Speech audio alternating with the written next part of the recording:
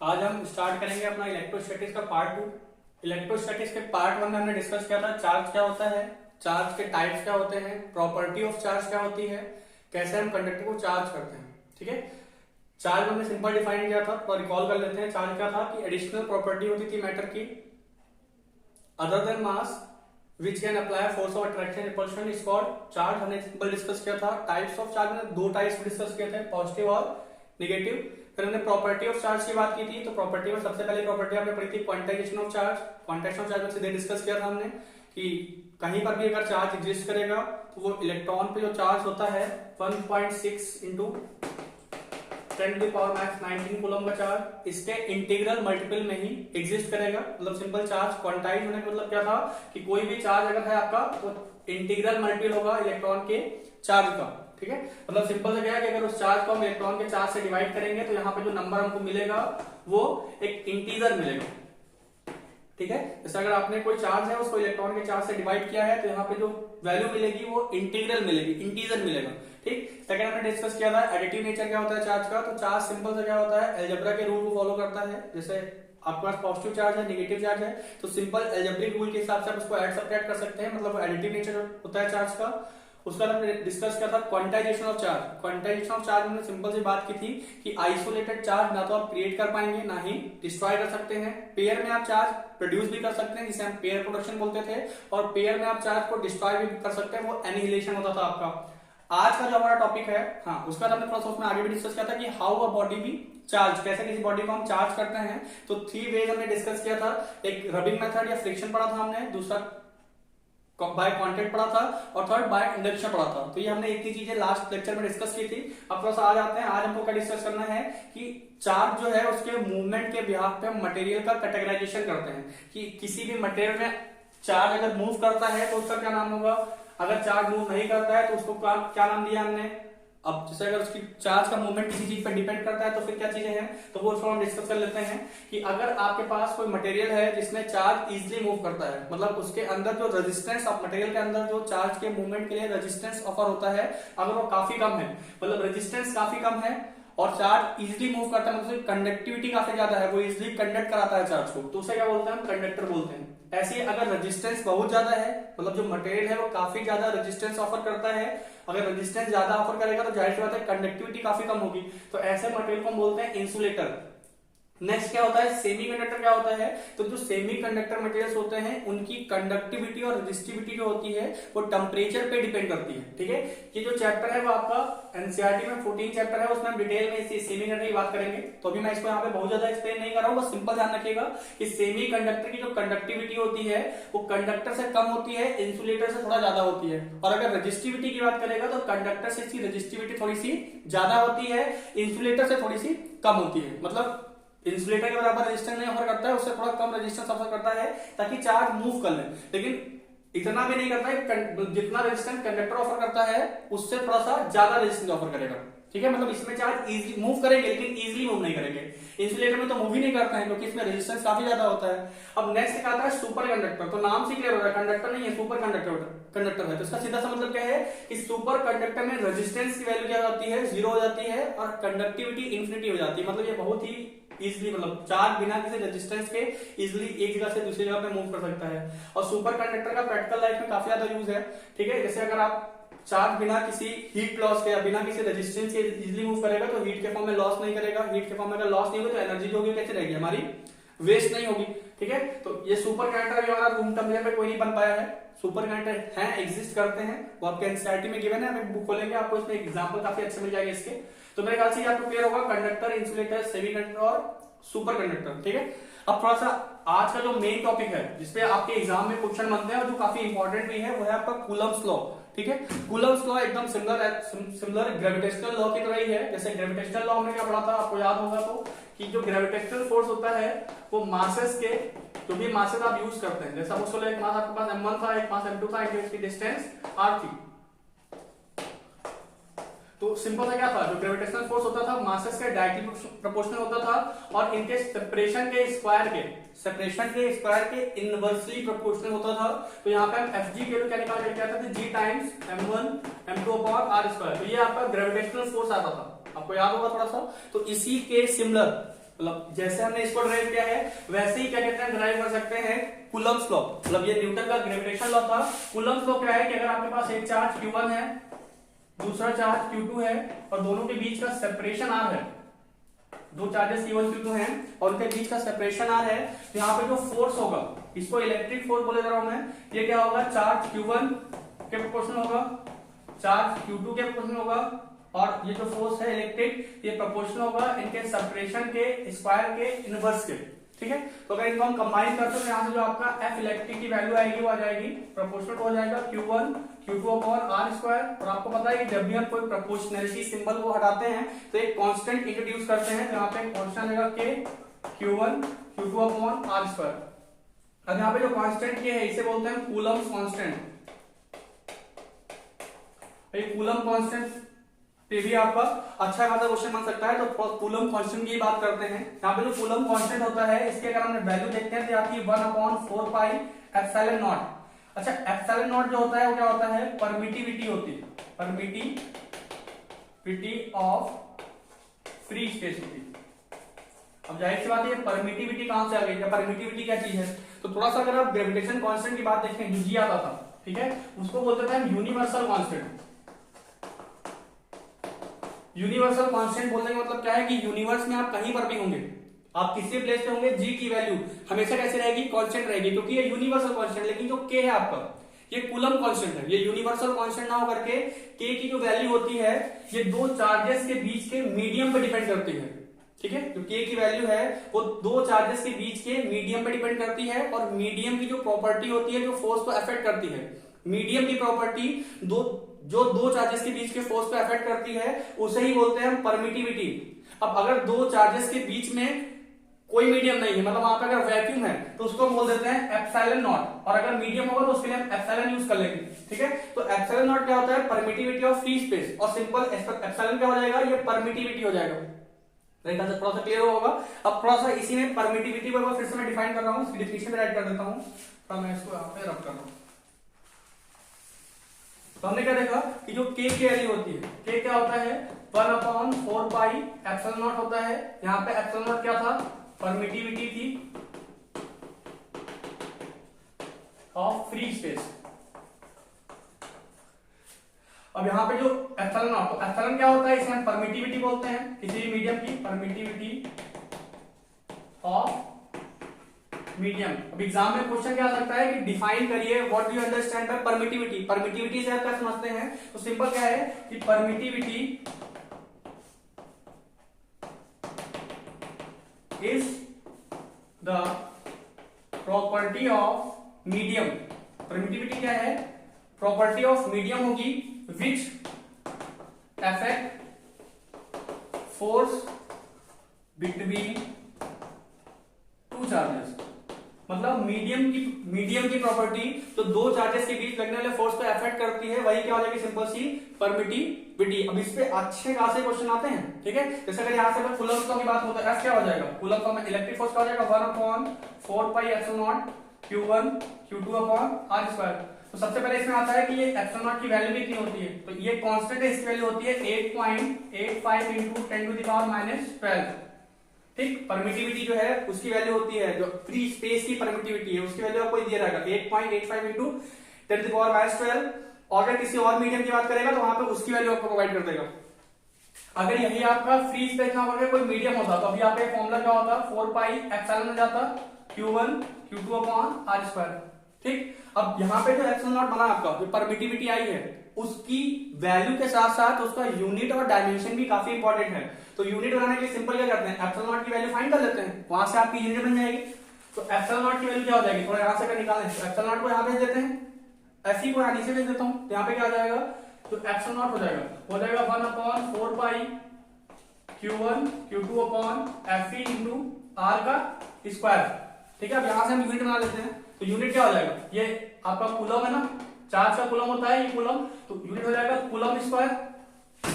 यहाँ पे न्यूटन है तो न्यूटन क्या आ जाएगा ऊपर, न्यूटन -1, और यहाँ पे क्या डिस्टेंस था तो मीटर की पावर -2 हो जाएगी। तो यहाँ पे ये क्या आ गई, एप्सिलॉन नॉट की यूनिट। एकदम इजी है, हम इजीली बना सकते हैं। बात करते हैं डायमेंशन की।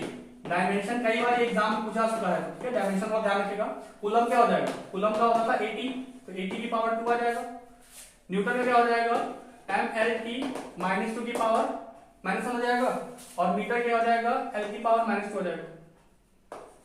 बस अब इसको कंबाइन कर देते हैं, बस इजीली हो जाएगा आपका। तो कंबाइन करते हैं, यहाँ पे क्या आ जाएगा, a की पावर 2, t की पावर 2, m की पावर माइनस 1, l की पावर माइनस 1, t की पावर 2 और l की पावर माइनस 2। तरीका से क्लियर होगा आपको। यहां से क्या हो जाएगा, a की पावर 2 है, t की पावर 2 यहाँ पे, t की पावर 2 यहाँ पे, तो t की पावर 4 हो जाएगा, m की पावर माइनस 1 हो जाएगा और l की पावर माइनस 3। तो ये डायमेंशन हो जाएगी सिंपल इसकी। डायमेंशन मेरे ख्याल से आपको क्लियर होगा। तो हमने क्या देखा कि कूलम्स लॉ क्या है। कूलम्स लॉ सिंपल सा क्या था कि जो फोर्स होगा वो दोनों चार्जेस के प्रोपोर्शनल होगा, उनके बीच के सेपरेशन के स्क्वायर के प्रोपोर्शनल होगा, और इस मीडियम पे भी डिपेंड करेगा कि दोनों चार्ज के बीच का मीडियम का है क्या है। और मीडियम की जो प्रॉपर्टी होती है जो फोर्स को इफेक्ट करती है उसको सिंपल क्या बोलते हैं, हम परमिटिविटी बोलते हैं। अब अगर आपका इतना क्लियर होगा तो थोड़ा सा आगे बढ़ते हैं। अब सिंपल फॉर्म मतलब क्या हो गया कि हमने यहाँ पे चार्ज के मैग्नीट्यूड निकाल लिया। चार्ज का मैग्नीट्यूड कितना आया, F की वैल्यू ये 1/4πε0 Q1 Q2 अपॉन r पर आ गया। ये क्या था, फ्री स्पेस के लिए कूलम कांस्टेंट था, और इसकी डायरेक्ट वैल्यू अगर हम जो ε0 है और यहाँ पे 4 और पाई की वैल्यू पुट करके ये पूरी वैल्यू फाइंड करते कितनी आती है, 9 × 10 की पावर 9 आती है सिंपल सी, ठीक है। तो ये वैल्यू भी आपको पता है कि 1/4πε0 वैल्यू क्या होती है, 9 × 10 की पावर 9। ये क्वेश्चन में डायरेक्ट इसको हम यूज करेंगे। अच्छा, हमने पढ़ रखा है कि फोर्स कैसे क्वांटिटी होती है, फोर्स तो एक वेक्टर क्वांटिटी होती है, तो हमको मैग्नीट्यूड के साथ साथ उसकी डायरेक्शन भी बतानी पड़ेगी। तो सिंपल जो है डायरेक्शन में क्या होता है कि हमने यहाँ पे चार्ज Q1 मान लिया, एक Q2 मान लिया, और अगर इनके बीच डिस्टेंस r है, तो अगर दोनों चार्ज का नेचर सेम होगा, मतलब अगर दोनों पॉजिटिव पॉजिटिव है और दोनों निगेटिव निगेटिव है, तो ये वाला चार्ज इसको क्या करेगा, रिपल करेगा, ये इसको रिपल करेगा, तो फोर्स कैसा होगा, आउटवर्ड। और अगर एक दोनों का नेचर अपोजिट है, मतलब एक पॉजिटिव निगेटिव है, तो यहाँ पे फोर्स ऑफ अट्रैक्शन काम करेगा, तो फोर्स इधर लगेगा इधर। तो जाहिर सी बात है, मतलब फोर्स क्या है कि इन दोनों चार्ज को ज्वाइन करने वाली जो लाइन है उसी के अलॉन्ग वर्क करेगा, या तो आउटवर्ड होगा या तो इनवर्ड। तो आपका मैग्नीट्यूड ये हो जाएगा और डायरेक्शन क्या हो जाएगी, सिंपल सी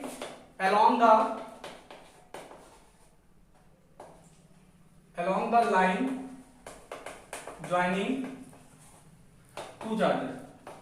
जब भी आपसे कोई क्वेश्चन सॉल्व करने को कहा जाएगा तो आप कूलम्स लॉ के हेल्प से यहाँ पे मैग्नीट्यूड निकाल देंगे पहले तो, और मैग्नीट्यूड जब निकल आएगा तो क्या करेंगे, डायरेक्शन के लिए आप अलग से एक लाइन लिख देंगे कि along the line running two charges। अब अगर वहां पे आपको चार्जेस गिवन होंगे, जैसे अगर दोनों का नेचर सेम है तो वो क्या हो जाएगा, आउटवर्ड हो जाएगा, बाहर की तरफ लगेगा फोर्स। अगर नेचर अपोजिट होगा तो क्या हो जाएगा, वो इनवर्ट हो जाएगा। तो वहां पे आप उसको एक्सप्लेन कर देंगे, ठीक है, या लाइन बना करके वहां पे सीधे बना देंगे कि इस लाइन के अलॉन्ग होगा, ऐसे बता सकते हैं, ठीक है। फिगर में से बोल देंगे कि ए है या बी है, तो ए बी के अलॉन्ग वर्क कर रहा है, अगर इधर होगा तो क्या हो जाएगा, बी ए के अलॉन्ग वर्क करेगा। तो ऐसे भी आप वहां पे आंसर करना एक्सप्लेन कर देंगे। तो जब भी आपसे फोर्स निकालने का आएगा तो फोर्स क्योंकि वेक्टर क्वांटिटी है, ठीक है, वेक्टर क्वांटिटी है, तो मैग्नीट्यूड के साथ साथ आपको डायरेक्शन भी बतानी पड़ेगी। तो दोनों चीजें आपको लिखना पड़ेगा, अगर नहीं लिखेंगे तो मार्क्स कटेगा आपका, ठीक है। तो ये ध्यान रखिएगा आपका। अब हमने क्या पढ़ा, कूलम्ब लॉ पढ़ा, सिंपल फॉर्म कूलम्ब लॉ भी पढ़ ली, परमिटिविटी की बात कर ली। परमिटिविटी एकदम सिंपल सी थी, आपने देखा परमिटिविटी क्या था कि ये डेफिनेशन याद रखिएगा कि permittivity is the property of medium which affect force between two charges. अब परमिटिविटी हर एक मीडियम की अलग अलग होती है, तो यहाँ पे परमिटिविटी को याद करना थोड़ा टफ जॉब है। जैसे हमने ε0 की वैल्यू अगर देखी कितनी थी, 8.85 × 10⁻⁻12 कूलम स्क्वायर, न्यूटन -1 और मीटर की पावर -2, ये आपका था। अब देखो हर एक मीडियम के लिए ऐसी वैल्यू होगी, हर एक मीडियम के लिए ऐसी, तो वो लर्न करना थोड़ा सा टफ जॉब है। तो यहाँ पे हम क्या डिफाइन कर लेते हैं, रिलेटिव परमिटिविटी डिफाइन कर लेते हैं। अब रिलेटिव परमिटिविटी कैसे डिफाइन करते हैं, जैसे हमने स्पेसिफिक ग्रेविटी डिफाइन की थी, ठीक है, या रिलेटिव डेंसिटी डिफाइन की थी। आपको याद होगा कि रिलेटिव डेंसिटी में क्या होता था कि किसी भी मीडियम की डेंसिटी को हम वाटर की डेंसिटी से डिवाइड कर देते थे, तो हमको क्या मिल जाती थी, रिलेटिव डेंसिटी। तो ऐसी क्या है, रिलेटिव परमिटिविटी क्या होती है कि परमिटिविटी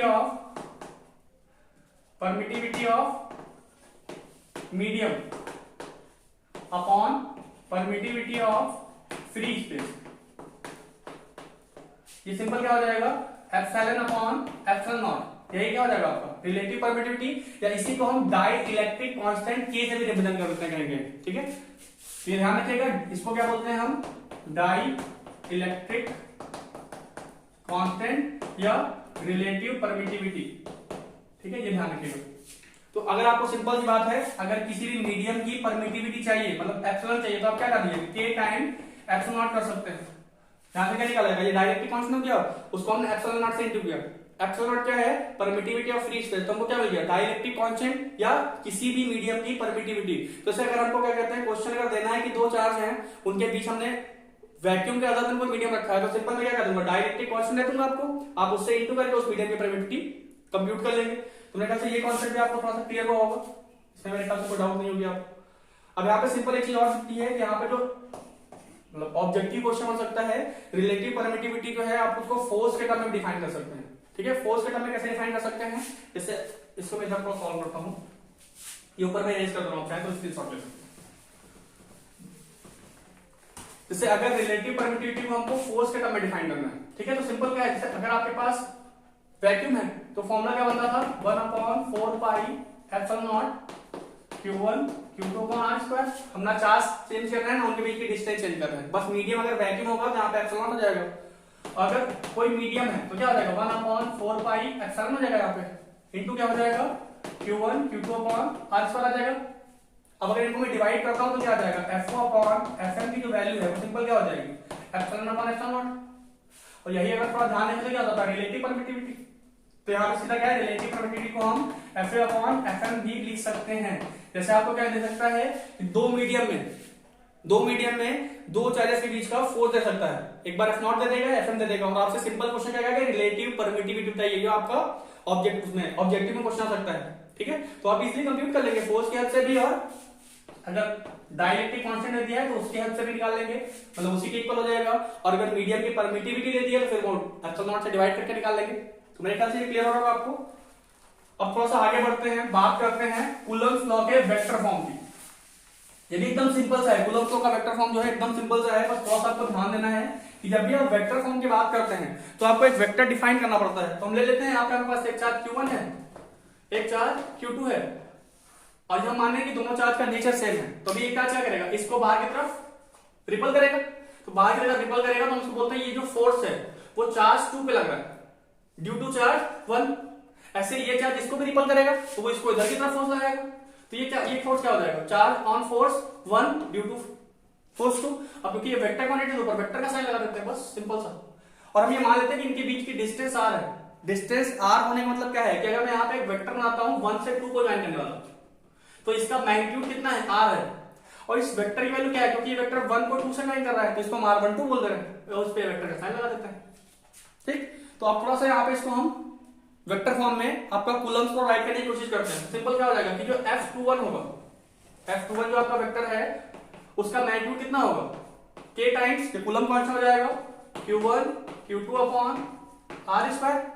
और डायरेक्शन किधर है, इसी वेक्टर का डायरेक्शन है ना, डायरेक्शन आपका क्या है, इस देखो ये वेक्टर इधर है, ये भी वेक्टर इधर है, दोनों की डायरेक्शन कैसी है, सेम है ना।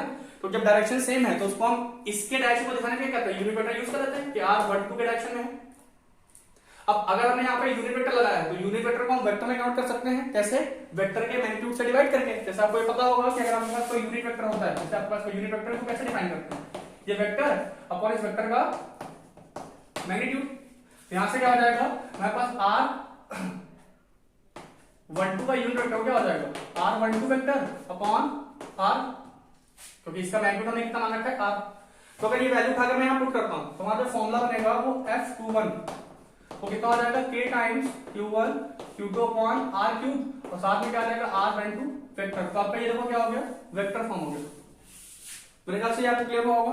अब जैसे F21 जो है वो r12 के डायरेक्शन में है तो F12 किधर हो जाएगा, वो इसके अपोजिट हो जाएगा, फोर्स का मैग्नीट्यूड तो सेम ही रहेगा ना, तो क्या होगा उसके अपोजिट। यहाँ पे सिंपल क्या करें, माइनस लगा देते हैं, क्या आ जाएगा k times Q1 Q2 upon r3, यहाँ पे r12 आ जाएगा। अब ये माइनस क्या बता रहा है कि r12 के अपोजिट जा रहा है, तो हमने यहाँ पे क्या देख लिया कि जो F21 वेक्टर है वो नेगेटिव टाइम्स होता है F12 के। मेरे ख्याल से ये कॉन्सेप्ट भी आपको थोड़ा सा क्लियर होगा कि कूलम्स लॉ का वेक्टर फॉर्म कैसा है। बस आपको यहां से स्टार्ट करना है, यहां तक लिख देना है, ठीक है। क्वेश्चन आपके एग्जाम में अगर आता है कूलम्स लॉ का वेक्टर फॉर्म राइट करिए तो आपको एक डायग्राम थोड़ा सा ड्रॉ करना पड़ेगा। चार्जेस ड्रॉ किया, उनके बीच का मैग्नीट्यूड मान लिया, लेट कर लिया। अब ये आप क्वेश्चन में लाइब्रेरी के फॉर्म में मेंशन भी कर सकते हैं कि let we have two charges Q1 Q2 having separation between them r and vector joining Q1 to Q2 is R12, forces के नेम मेंशन कर देंगे, और फिर यहाँ पे हमने क्या किया, सिंपल सा कूलम्स लगा दिया, यूनिट वेक्टर डिफाइन कर दिया, और फिर F21 वैल्यू निकाल दी। ठीक, तो ये आपका हो गया कूलम्स लॉ का वेक्टर फॉर्म। अब थोड़ा सा आगे बढ़ते हैं और बात करते हैं कूलम्स लॉ के पोजीशन वेक्टर फॉर्म की। ठीक है, तो पोजीशन वेक्टर फॉर्म भी एकदम सा सिंपल सा है। ठीक है, उसमें आपको क्या करना है, पोजीशन फिक्स करनी है, मतलब आपको कोऑर्डिनेट सिस्टम यूज करना है। तो कोऑर्डिनेट सिस्टम का यूज करते हैं, तो हमने कोऑर्डिनेट बना लिया। मान लिया यहाँ पे चार्ज यहाँ पे Q1 है, जिसका पोजीशन वेक्टर कितना है, R1। एक चार्ज यहाँ पे मान लेते हैं Q2 है, उसका जो पोजीशन वेक्टर हो जाएगा R2 मान लेते हैं, और इनके बीच का सेपरेशन R मान लेते हैं, मैग्नीट्यूड, मतलब ये जो मैग्नीट्यूड है उसको हमने कितना मान लिया है, R। अब अगर थोड़ा सा आपको ध्यान होगा, मैग्नीट्यूड और R को हम ये वेक्टर बना सकते हैं ट्रायंगल लॉ की हेल्प से।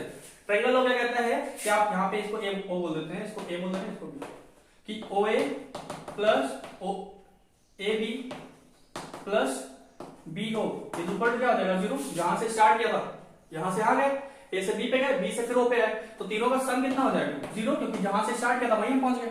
तो अगर यहां से मैं AB की वैल्यू निकालता हूं, तो AB कितना हो जाएगा, माइनस का BO और माइनस का OA, और यहां से थोड़ा सा और सॉल्व करें तो माइनस के BO को आप क्या लिख सकते हैं, सिंपल सा OB लिख सकते हैं, OB माइनस OA। तो यहां से क्या है कि जो AB वेक्टर है वो सिंपल सा क्या हो जाएगा, position vector of B minus position vector of A। मतलब यहाँ पे AB वेक्टर आपको मिल रहा है वो सिंपल सा क्या है, R2 माइनस R1 वेक्टर हो जाएगा। मेरे ख्याल से क्लियर होगा आपको, और मैं इधर का एडजस्ट कर रहा हूं। तो अगर आपको ये क्लियर हो गया तो आपको सिंपल सा आपको कूलम्स लॉ यूज कर लेना है कि जो आपका फोर्स आएगा, जैसा कि यहाँ पे क्या है कि ये फोर्स इधर लगेगा 2 ड्यू टू 1, ये फोर्स इधर लगाएगा, तो F जैसे वाला जो चार्ज है Q1 वो इस पे लगा Q2 पे, तो F ऑन 2 ड्यू टू 1। यहाँ पे क्या है 1 वाले पे Q2 लगा, तो F force on 1 due to 2। यहाँ पे पहले मैं F21 निकालता हूँ, क्योंकि F21 जो है वो इस वेक्टर के डायरेक्शन में, AB के डायरेक्शन में, तो सिंपल क्या हो जाएगा यहाँ पे वेक्टर फॉर्म में K times Q1 Q2 upon R square, और डायरेक्शन क्या है, AB के डायरेक्शन में है। ठीक है, अब इसी को सॉल्व कर देते हैं, तो K टाइम्स क्या हो जाएगा, Q1 Q2 upon R square, और वेक्टर AB को ले सकते हैं, ये AB वेक्टर अपॉन AB का मैग्नीट्यूड। तो और सॉल्व करते हैं, क्या हो जाएगा, K times Q1 Q2 upon, अब AB का मैग्नीट्यूड कितना था, ये तो R आपको गिवन है ना, यहाँ पे क्या हो जाएगा, R स्क्वायर इंटू R क्या हो जाएगा, R का क्यूब, और यहाँ पे AB वेक्टर क्या था हमने निकाला हुआ है, क्या आ जाएगा, R2 माइनस का R1। और ऐसे अगर मैं F12 निकालता हूं तो F12 कितना हो जाएगा, K times Q1 Q2 upon R का क्यूब। अभी जो AB है वो B हो जाएगा, तो B मतलब क्या हो गया, माइनस का AB, तो यहाँ पे क्या आ जाएगा, R1 माइनस का R2। तो ये भी आपका क्या हो जाएगा, यहाँ से क्या आ जाएगा, F12 जो है वो क्या है, माइनस टाइम F21 के इक्वल। यहाँ से भी आप सिंपल लिख सकते हैं इसको इस फॉर्म की। तो आज का जो टॉपिक था उसमें हमने क्या क्या डिस्कस किया, एकदम सिंपल सी बात की, according to movement of charge हम किसी मटेरियल को कितने पार्ट में कैटेगराइज कर सकते हैं। तो हमने 4 पार्ट देखे, आपका एक कंडक्टर था, इंसुलेटर था, सेमी कंडक्टर था और सुपर कंडक्टर था। उसके बाद सिंपल हम आ गए कूलम्स लॉ पे। कूलम्स लॉ का पहले हमने सिंपल फॉर्म देखा, जो हमने ग्रेविटेशनल लॉ से एकदम रिलेट कर लिया। ठीक है, ये एक्सपेरिमेंटल होता है कि प्रोपोर्शनलिटी हमने चार्ज चेंज करते गए, देखिए फोर्स बढ़ता गया तो सिंपल बोलते हैं कि फोर्स जो है प्रोपोर्शनल है चार्ज के।